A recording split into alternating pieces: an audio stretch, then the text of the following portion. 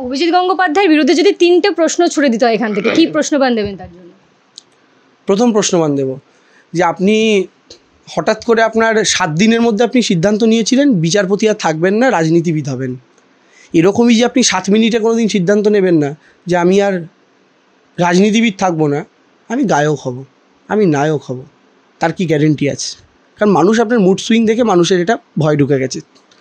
2 নম্বর প্রশ্ন, আপনি ভারতীয় জনতা পার্টিতে যোগ দিলেন, আপনার বিচার চলাকালীন আপনি বহু রাজনৈতিক দলের বিরুদ্ধে তির্যক মন্তব্য করেছেন। তৃণমূল নিয়ে তো উনি প্রচুর করেছেন, আপনারাও জানেন।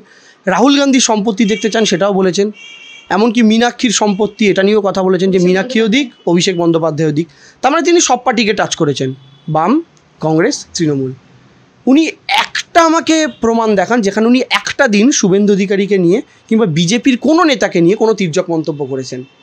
তিনি যে আজকে বলছেন তার জাজমেন্টের কোনো প্রতিফলন হয়নি, তাহলে তার এতদিনের বিচারপতি থাকা অবস্থায় তিনি তৃণমূল, কংগ্রেস, সিপিএম সবাইকে নিয়ে কমেন্ট করলেন, তিনি বিজেপিকে নিয়ে কোনো মন্তব্য করলেন না কেন?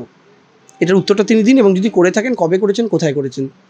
তৃতীয়, শুভেন্দুর নারদায় আপনি বলছেন ঠোঙার মধ্যে টাকা ছিল নাকি? এটা বিচারপতি অভিজিৎ গঙ্গোপাধ্যায় বলেছে, আপনারা কেউ দেখেছেন?